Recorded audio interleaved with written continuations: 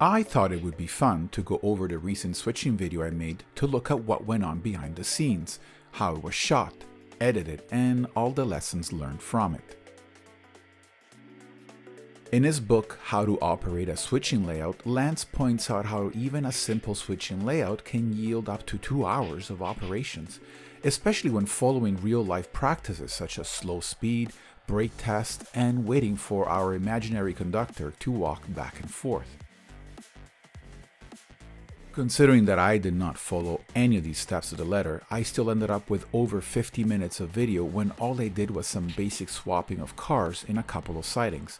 I don't usually time myself, so I was quite surprised. By the way, here is my first pro tip.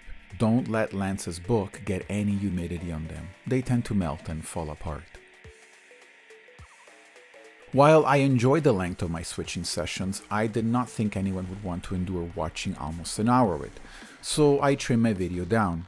I was aiming for 10 minutes or less, and I easily got it down to 22.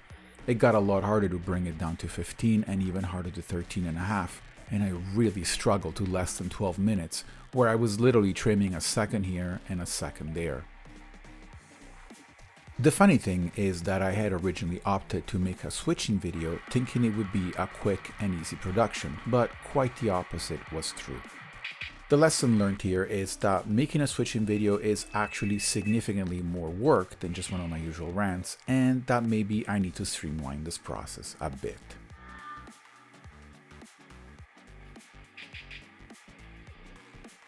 Lance also mentions the order of how freight cars should be handled by a train.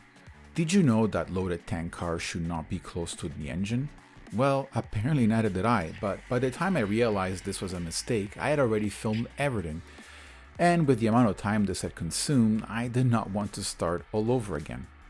Lesson learned here, make sure your actors are in the right place on the stage before you start filming.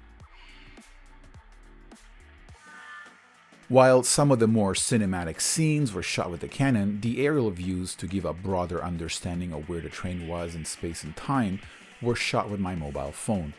As one of my tripods was irreparably damaged, I basically reset the stage and repeated the same operation so I could shoot the same scene again.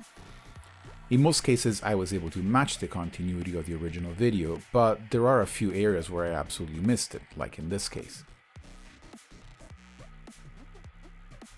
If shooting from multiple cameras, the lesson learned here is to shoot at the same time with multiple tripods, or perhaps give up on the cinematic shots and just shoot with 2 cameras at either end of the layout, so I can focus on switching rather than trying to be cameraman, director, engineer, and conductor.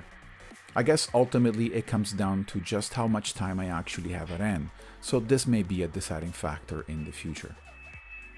Lastly, perhaps, is that even though this video ended up being a tour de force, quite a bit was learned about train operations, and while there is more about filming with the Canon that remains a mystery, I have managed to unlock at least some of its potential. Plus, editing this video was such a challenge that I ended up learning about several features the video editing software offers. Maybe the best lesson here is that even when there are struggles, that there always is a silver lining.